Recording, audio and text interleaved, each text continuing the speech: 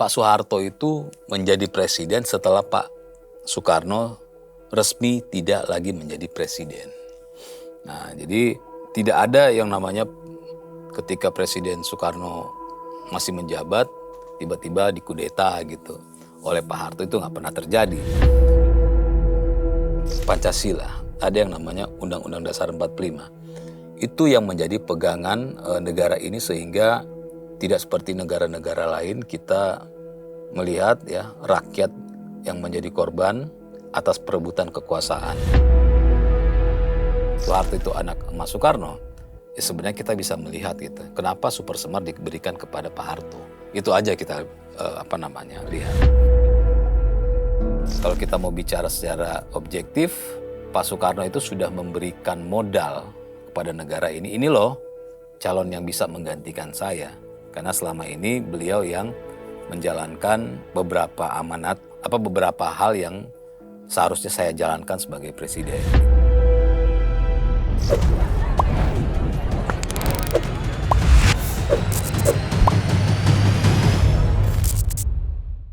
Halo pemirsa OTT On The Table, kembali lagi bersama saya Teddy Gusnaidi. Kali ini saya mau menanggapi beberapa tanggapan dan pertanyaan dari pemirsa yang dikomentari di kolom komentar.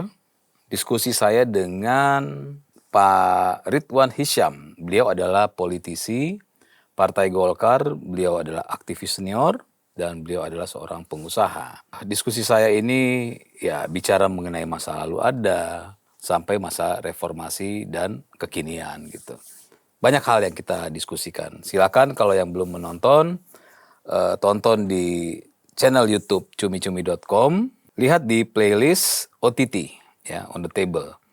Itu banyaklah ya, hal yang kita diskusikan, dan hal yang menarik itu adalah ketika Pak Ridwan ini mengatakan Pak Harto itu adalah anak emasnya Bung Karno ya. Bagaimanapun kita kan selama ini menganggap bahwa Pak Harto dan Pak Karno itu dua tokoh yang begitu berseberangan. Padahal berdasarkan apa yang disampaikan oleh Pak Ridwan Hisyam, ya, dengan runut dia jelaskan di dalam diskusi saya, itu Pak Karno dan Pak Harto itu adalah rekan sebenarnya ya di dalam pemerintahan dan saling mengisi sebenarnya. Makanya kenapa Super Semar itu ke Pak Soeharto gitu.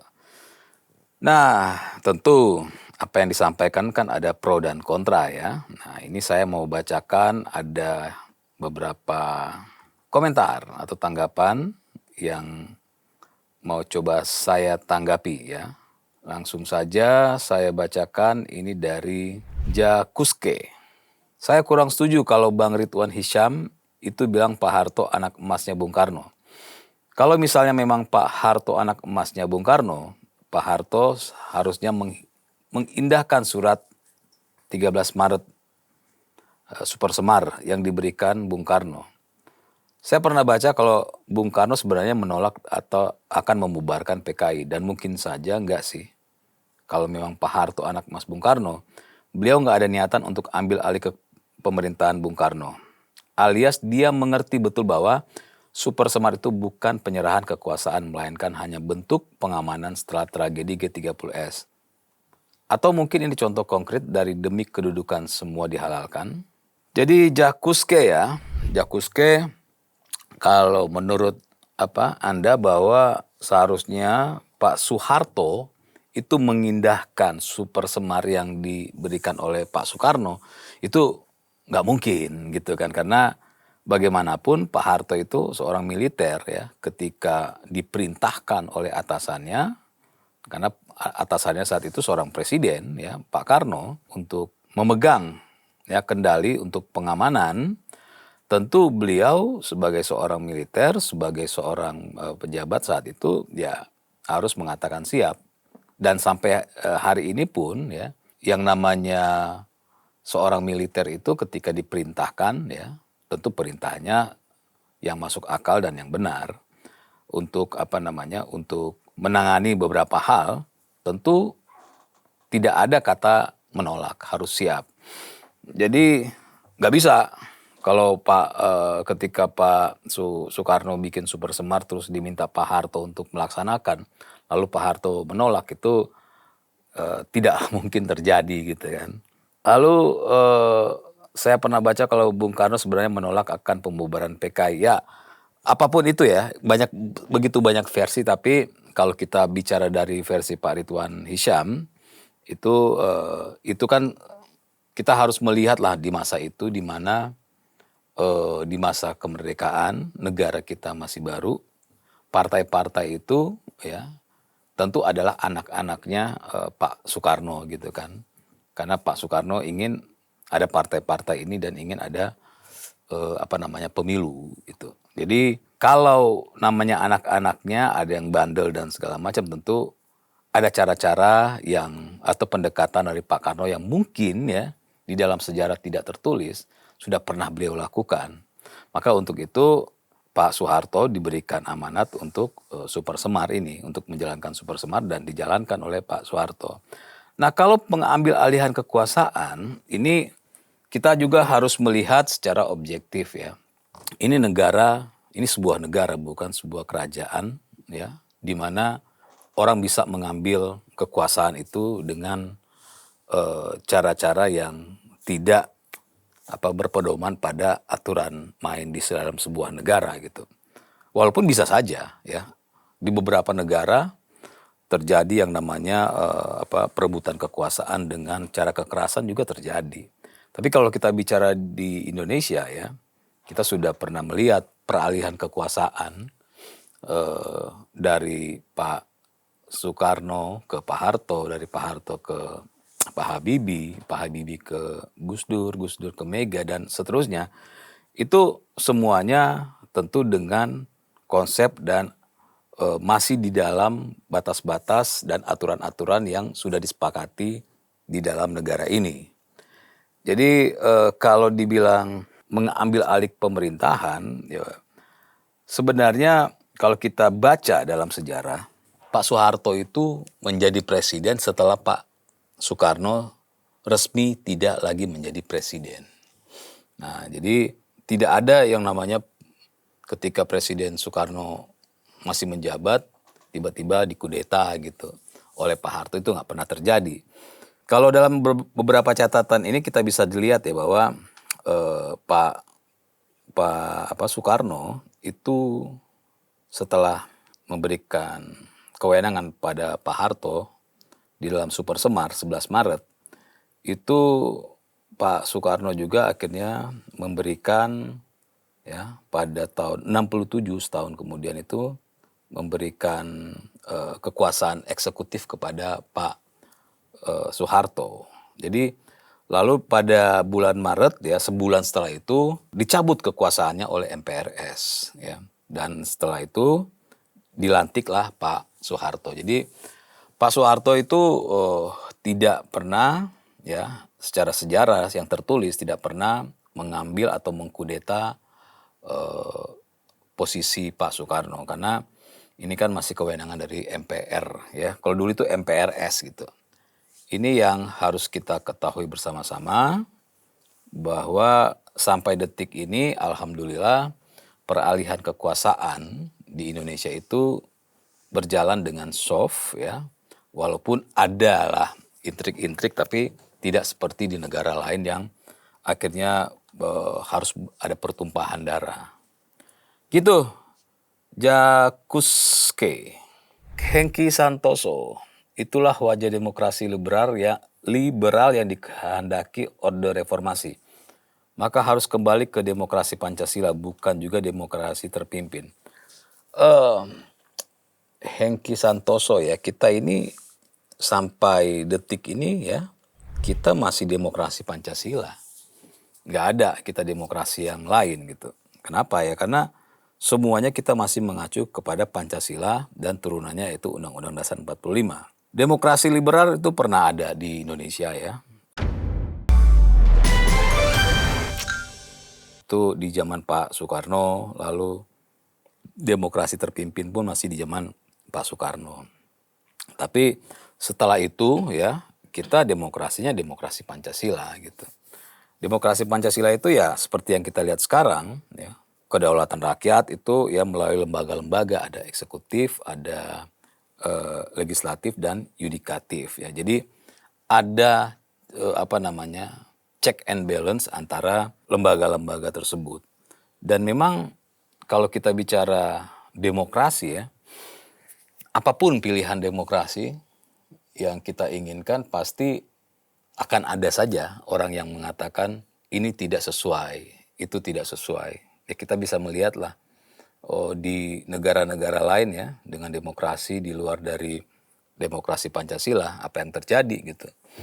Yang seperti saya sampaikan tadi, kita peralihan kepemimpinan di negara ini itu bisa dikatakan peralihan secara soft ya. Kenapa? Karena kita punya pegangan, ada yang namanya Pancasila, ada yang namanya Undang-Undang Dasar 45. Itu yang menjadi pegangan negara ini sehingga tidak seperti negara-negara lain kita melihat ya rakyat yang menjadi korban atas perebutan kekuasaan, saling tembak, saling bunuh ya. Yang akhirnya setelah menduduki puncak ya, beberapa negara kita bisa ambil pelajaran setelah menjadi presiden itu berulang lagi akhirnya. Orang itu akhirnya lengser dengan cara yang sama seperti dia mengambil kekuasaan. Kenapa ya? Karena memang tidak ada dasarnya ya semuanya dengan demokrasi yang di luar dari demokrasi seperti di Indonesia, demokrasi Pancasila. Bisa dibilang setiap zaman itu kita memiliki tokoh-tokoh yang keras, tokoh-tokoh yang berpandangan berbeda dengan pemerintah gitu kan. Tapi sekeras-kerasnya mereka, ya mereka keras di meja perundingan, keras di perdebatan hukum, tapi ketika sudah masuk pada proses untuk pemilihan atau proses peralihan sebuah kepemimpinan, itu semua perbedaan itu patuh ya terhadap konstitusi kita, patuh terhadap Pancasila. Sehingga kita terhindarlah dari berbagai kejadian-kejadian ya seperti di negara-negara lain. Gitu, Hengki Santoso. Bond 76. Kayaknya yang lebih benar itu seperti tulisan di laporan CIA. Soeharto itu pura-pura baik dan ngomong baik-baik di depan Soekarno. Katanya mau melindungi Soekarno terkait kasus G30S. Tapi di belakang layar, di depan Soekarno, Soeharto melarang pernyataan Jono yang menuduh Soekarno terlibat. Tapi Soeharto sendiri menyiapkan barang-barang bukti buat menjerat Soekarno. Dia pada dasarnya menusuk dari belakang. Bond 76, ya ini kan analisis-analisis yang bisa dikatakan belum dapat ya dijadikan sebuah sejarah yang bisa kita gunakan atau bisa pasti kita jadikan sebagai sebuah sejarah yang benar. Bagaimanapun ya, kita jangan melihat di zaman itulah. Kita lihatlah di sekarang saja ya, di sekarang ini bahwa apapun yang namanya seorang presiden ya dalam menangani berbagai hal, tentu dia tidak bisa menjalankan seorang diri. Dia harus mendelegasikan ke para pembantunya. Dan dalam proses ya pendelegasian tersebut dan ketika dilaksanakan pendelegasian tersebut, tentu ya ada beberapa hal yang bisa jadi oleh seorang presiden itu dianggap oh ini sesuai dengan apa yang saya inginkan atau oh ini enggak begitu. Ya kita bisa lihatlah ada beberapa kali ya di zaman sekarang presiden menegur ya para menterinya karena ada beberapa keinginan yang tidak dijalankan sesuai dengan apa yang diinginkan oleh seorang presiden. Nah, begitupun kalau kita balik ke belakang ya, balik ke zaman Pak Harto dan Pak Soekarno, kita hanya bisa membaca sejarah ya. Makanya kita hanya bisa menggunakan logik bahwa dalam mendelegasikan sesuatu ya, ketika Pak Soeharto menjalankan perintah Pak Soekarno, tentu perkembangan politik saat itu ya berubah-ubah ya. Tiba-tiba ada A, ada B, ada C. Itu yang membuat akhirnya Misalnya Pak Soekarno memberikan tugas tambahan kepada Pak Soeharto. Pak Soeharto berupaya untuk menyelesaikan tugas-tugas tersebut, tapi kan ada penilaian tersendiri dari MPRS saat itu, ya, sehingga MPRS mencabut mandat dari Pak Soekarno. Nah, ketika mencabut mandat Pak Soekarno, tentu tidak boleh ada kekosongan kekuasaan. Saat itu dianggap Pak Soeharto adalah orang yang sudah lebih mengerti ya bagaimana menjalankan sebuah negara, apalagi beliau sudah diberikan kewenangan-kewenangan sebagai seorang presiden oleh Pak Soekarno saat itu. Sehingga tentu di saat itu kalau kita coba bayangkan, orang yang dianggap layak untuk meneruskan kepemimpinan Pak Soekarno adalah Pak Harto. Ya, jadi kita sekarang ini ya tentu hanya bisa menggunakan logika dan akal sehat kita dalam melihat sejarah. Ya mudah-mudahan saat ini kan sejarah sedang ditulis kembali oleh Menteri Kebudayaan yaitu Pak Fadlizon gitu kan. Ya kita lihatlah karena apa yang dilakukan oleh Pak Fadlizon ini didukung oleh para sejarawan ya, data-data ya, berbagai bukti-bukti sehingga paling tidak kita bisa membaca sejarah lebih mendekati dari hal yang sebenarnya gitu. Ya kita coba tunggulah ya. Mudah-mudahan tulisan sejarah bangsa ini bisa lebih kuat karena di zaman sekarang ini sudah begitu mudah untuk mendapatkan data-data, sudah lebih mudah untuk saling terkoneksi dengan para pelaku sejarah yang mungkin masih hidup gitu. Kalau mungkin 30-40 tahun lalu dalam menulis sejarah agak tersendat karena jaringan dan koneksi data tidak begitu baik. Gitu, Bon 76 Bon. Dari Sestri Raharjo. Benar, menteri ini jangan banyak ngomong. Kalau pintar dan cerdas, bagus. Nyatanya makroekonomi yang sudah 20 tahun bagus kemarin anjlok. Yang mikro malah perusahaan-perusahaan stuck, gak gairah karena bising. BI yang sudah on the track geleng-geleng. Perbankan juga hanya menyaksikan keadaan ini. Ada lagi menteri omong tentang industri retail, mau dikecilkan atau dihapuskan. So, kasihan NKRI ini.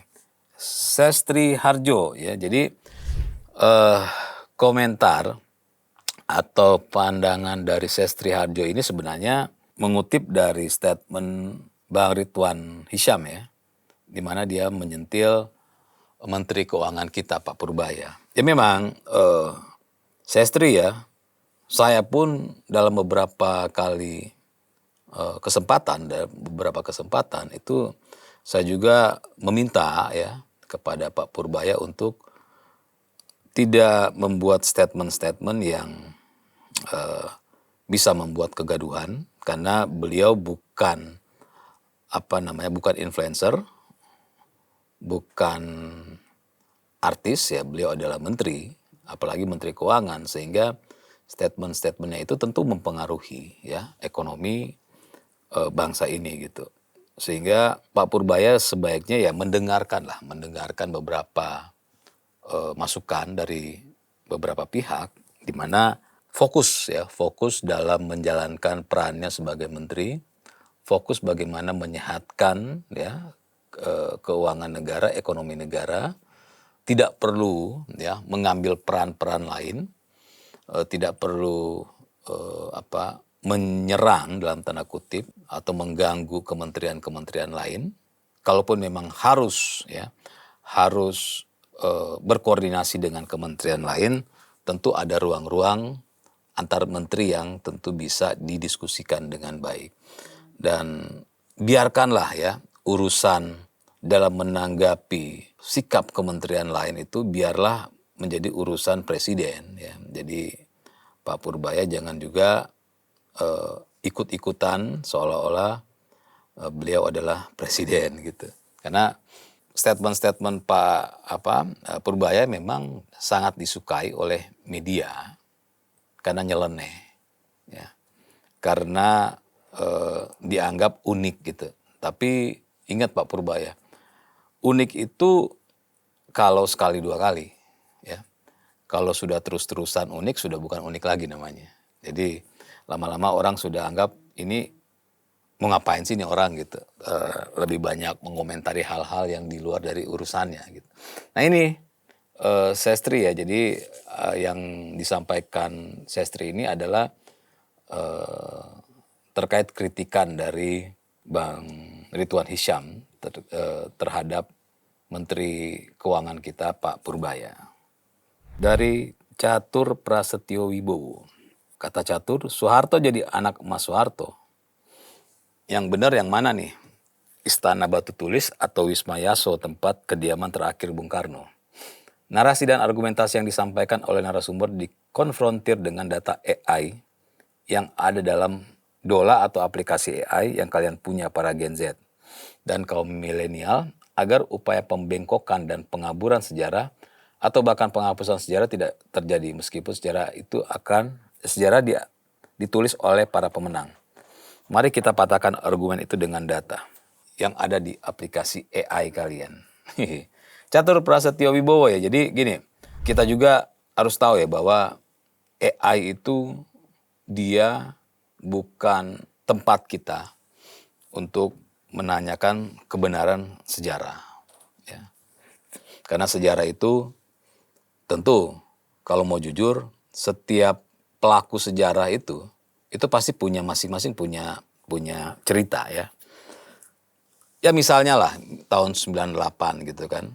Itu orang-orang yang turun di tahun 98, kalau ditanya satu-satu sejarahnya berbeda-beda. Nanya ke ada aktivis 98 si A, dia jawabannya pasti beda dengan yang si B gitu. Bahkan kalau kita bicara misalnya zaman tahun 98 itu ya, ada orang yang jalan tol itu ya, di jalan tol itu banyak mobil-mobil ya yang parkir, mobil-mobil mewah. Banyak juga yang pacaran di sana. Jadi ketika zaman reformasi itu banyak parkir mobil-mobil mewah di tol, ada yang pacaran, ada yang asik ngobrol karena melihat keramaian, ada yang kamerain gitu kan. Karena zaman itu tentu yang punya kamera hanya orang-orang yang punya uang kan. Tapi ketika ditanya ke mereka, pasti mereka punya cerita juga dalam sejarah tahun 98 gitu. Jadi setiap orang punya cerita di dalam sebuah sebuah sejarah. Saya pun kalau ditanya, saya punya cerita juga saat itu gitu.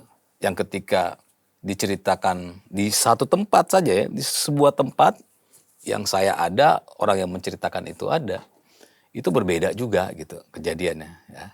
Kita nggak tahu siapa yang berbohong, tapi yang pasti kita bicara AI, aplikasi AI itu tidak bisa mendeteksi sebuah kebenaran dalam sejarah. Dia adalah sebuah mesin yang bisa men-searching lebih dalam dan lebih cepat semua data yang ada di internet. Jadi dia hanya mengumpulkan data-data tersebut dan akhirnya dia coba untuk menyampaikan seperti yang diminta oleh kita di aplikasi AI. Bahkan aplikasi AI itu saya pernah nyoba gitu kan. Saya coba agar supaya aplikasi ini bisa membantah sebuah kebenaran gitu. Kebenaran itu adalah gini. Misalnya 1+1 2 gitu kan. Kita suruh dia untuk membantah pun bisa. Ya, dia bisa berargumen. Jadi tidak bisa kalau kita ya mau mencari informasi soal sejarah dan kita cari di AI, langsung kita menyatakan bahwa sejarah yang ditampilkan di AI itu adalah sejarah yang benar. Nggak bisa. Ya. Makanya sekarang ini seperti yang saya sampaikan tadi, lagi ditulis ulang sejarah, tentu dengan data-data yang lebih kuat, yang mendukung, sehingga sejarah-sejarah itu dapat dipertanggungjawabkan ketika dipertanyakan atau coba di-challenge oleh orang-orang yang membaca sejarah. Gitu, Catur Prasetyo Wibowo. Dari Real Channel. Cerita orang ini di awal benar bahwa Soeharto anak emas Soekarno. Tapi kebaikan Soekarno disalahgunakan oleh Soeharto, sehingga mengkudeta menjadi dalang pelaku kasus PKI. Itu fakta. Untuk menuduh balik Pak Karno terlibat PKI, supaya Soeharto bisa berkuasa yang menjadi kacung Amerika dengan menggunakan kekuasaan otoriter partainya. Golkar yang mayoritas korup sehingga mewariskan generasi pejabat saat ini bermental korup. Ya, read channel ya, jadi gini, seperti yang saya katakan tadi bahwa tidak bisa ya siapapun ya, termasuk Anda mengatakan ini benar itu salah gitu. Itu pertama. Jadi kalau Anda bilang di awal benar, di akhir salah dari ceritanya Bang Ridwan, yaitu berarti Anda seolah-olah orang yang diberikan kewenangan untuk menyatakan sebuah cerita ini benar atau salah. Jadi tidak bisa. Kedua, tidak ada yang namanya kudeta. Tidak pernah terjadi kudeta di Indonesia. Ya, jadi semuanya itu tentu peralihan kekuasaan seperti saya sampaikan tadi antara Pak Soekarno dan Pak Harto itu benar-benar terjadi setelah Pak Soekarno dicabut mandatnya oleh MPRS. Ya, jadi setelah dicabut, Pak Soekarno sudah tidak lagi menjadi presiden secara hukum, maka mereka segera memilih presiden yang baru, yaitu Pak Soeharto. Kita bisa melihatlah di zaman ketika Pak Soeharto menyatakan berhenti sebagai presiden, bukan mundur ya. Itu pun tidak terjadi kudeta. Kan banyak yang cerita, wah Pak Soeharto dikudeta. Tidak. Karena ketika Pak Soeharto menyatakan berhenti ya di depan lembaga, saat itu ya Pak Soeharto menyatakan berhenti, dan di detik itu juga setelah menyatakan berhenti, langsung mereka mengangkat Pak Habibie sebagai presiden. Tidak boleh ada kekosongan kekuasaan. Makanya kalau bahasa-bahasa seperti ini kan adalah bahasa-bahasa yang sudah banyaklah kita lihat ya berseliweran gitu kan. Bahwa sudah terjadi kudeta, pelaku PKI dan segala macam. Tapi yang harus kita ingat bahwa Pak Soeharto memberikan gelar pahlawan proklamator itu kepada Soekarno-Hatta. Jadi pahlawan proklamator itu diberikan di zamannya Pak Harto. Jadi bukan di zamannya Pak Habibie, Pak Gus Dur, Bu Mega atau siapa. Tapi diberikan oleh Pak Harto di zaman itu gitu. Dan kalau bicara Soeharto dan Soekarno anak emas, Soeharto itu anak emas Soekarno, ya sebenarnya kita bisa melihat gitu. Kenapa Super Semar diberikan kepada Pak Harto? Itu aja kita lihat. Bahwa memang Pak Soekarno menganggap Pak Harto itu bisa dipercaya untuk membantu beliau gitu. Ya, makanya ketika setelah dicabut mandatnya oleh MPRS, kalau kita mau bicara secara objektif, Pak Soekarno itu sudah memberikan modal kepada negara ini. Ini loh calon yang bisa menggantikan saya. Karena selama ini beliau yang menjalankan beberapa amanat, beberapa hal yang seharusnya saya jalankan sebagai presiden gitu. Dan negara ini masih berjalan dengan baik. Jadi itu ya real channel ya, bahwa Pak Soeharto memberikan memberikan Pak Soekarno ke negara ini, bahwa inilah orang yang tepat untuk menjadi presiden pengganti dirinya gitu. Dari Ponco Kendil. Benar Soeharto jenderal kepercayaannya Bung Karno. Soekarno paham Soeharto petinggi ABRI sebagai jalan tengah, penyeimbang dari gerakan para jenderal yang beraneka kepentingan. Bukti Super Semar dipercayakan Soeharto bukan yang lain. Super Semar sejatinya mandat kelanjutan visi misi program pembangunan dari Soekarno Soeharto. Berikut anggaran yang diperlukan. Terima kasih Mbah Harto. Ya itu Ponco ya yang saya sampaikan tadi, bahwa sebenarnya kita mau melihat itu seperti kita melihat Pak Jokowi dengan Pak Prabowo. Jadi Pak Jokowi itu sebelum lengser ya dia sudah memberikan ya arahan, memberikan masukan-masukan, bahkan di dalam kementeriannya ya orang-orang Pak Prabowo itu ya dimasukkan dalam kementerian agar supaya ketika nanti proses peralihan kekuasaan itu terjadi, Pak Prabowo dalam menjalankan tugas sebagai presiden tidak mulai dari nol lagi gitu. Nah, begitupun Soekarno dan Soeharto. Tapi memang dalam kondisi yang berbeda ya. Dalam kondisi yang berbeda karena Pak Soekarno ketika memberikan sebagian kewenangannya sebagai presiden kepada Soeharto, itu kondisinya ya politik di saat itu di negara kita sedang tidak baik-baik saja gitu kan. Apalagi pasca pecah G30S. Kondisi sedang tidak baik-baik saja sehingga cara-cara yang dilakukan oleh Pak Soekarno ke Pak Harto itu ya seperti super semar. Setahun kemudian, beberapa bulan kemudian diberikan kewenangan untuk eksekutif gitu kan. Jadi pelan-pelan tuh diberikan sampai akhirnya Pak Soeharto dalam menjalankan perannya itu lebih mengetahui bagaimana menjadi seorang kepala negara sehingga ketika beliau dilantik beliau tidak mulai dari nol lagi ya.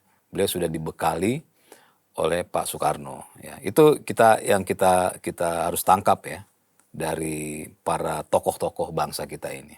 Dari Sugeng Riyadi. Inilah wajah Indonesia sekarang, demokrasi rusak. Orang memfitnah dan menghujat orang lain seenaknya disiarkan di media atas nama demokrasi. Ya Sugeng Riyadi ya, kalau yang namanya memfitnah, menghujat itu bukan demokrasi ya. Jadi demokrasi kita nggak pernah rusak. Demokrasi kita ya berjalan. Cuma ada beberapa bagian atau ada beberapa orang yang menganggap demokrasi itu adalah memfitnah, menghujat, bahkan memaki orang lain. Saya dalam beberapa kesempatan ketika ada yang mengatakan demokrasi kita rusak, saya tidak setuju. Saya bilang, kita harus bedakan mana demokrasi, mana fitnah, hujat, itu bukan gitu kan. Dan di konstitusi kita juga sudah jelas ya, sudah sangat-sangat jelas mengatakan bahwa kebebasan ya, kita bicara demokrasi ya, kebebasan sebagai warga negara itu kan diberikan oleh negara. Dan tapi tidak bisa sebebas-bebasnya karena kebebasan kebebasan kita itu dibatasi oleh kebebasan orang lain. Demokrasi sudah mengatur itu. Negara kita sudah mengatur itu sehingga kalau memfitnah jelas itu secara konstitusi kita melanggar karena melanggar kebebasan orang lain. Dan itu tentu diturunkan ke dalam undang-undang dan peraturan di mana memfitnah, menghujat dan lain-lain itu adalah sebuah tindak pidana ya. Jadi tidak bisa kita bicara demokrasi dengan cara-cara yang tidak sesuai dengan demokrasi. Begitu Sugeng Riyadi. Ada lagi? Oke, cukup ya. Pasti kita pengen ekspresinya. Mengedepankan estetika. Jelas tadi mendengarkan. Intinya adalah bicara mengenai Pak Soekarno dan Pak Harto. Mereka adalah dua tokoh bangsa kita. Dan kita harus meyakini bahwa dua tokoh bangsa ini ya ketika mereka memimpin negara ini tidak terlepas dari kesalahan, tapi tidak terlepas juga dari kelebihan. Tidak bisa kita menilai bahwa Pak Soekarno lebih baik dari Pak Harto ataupun sebaliknya. Karena bagaimanapun semuanya kan berkelanjutan. Tidak akan mungkin Pak Harto ya menjalankan sebuah negara langsung menjadi bapak pembangunan ya, membangun kalau ada beberapa hal yang belum diselesaikan oleh Pak Soekarno. Jadi begitu terus, dan termasuk sampai sekarang ini ya, tidak mungkin Pak Prabowo membuat beberapa program kalau ternyata masih ada hal-hal lain yang belum dikerjakan di zamannya Pak Jokowi. Saya pikir cukup dan terima kasih.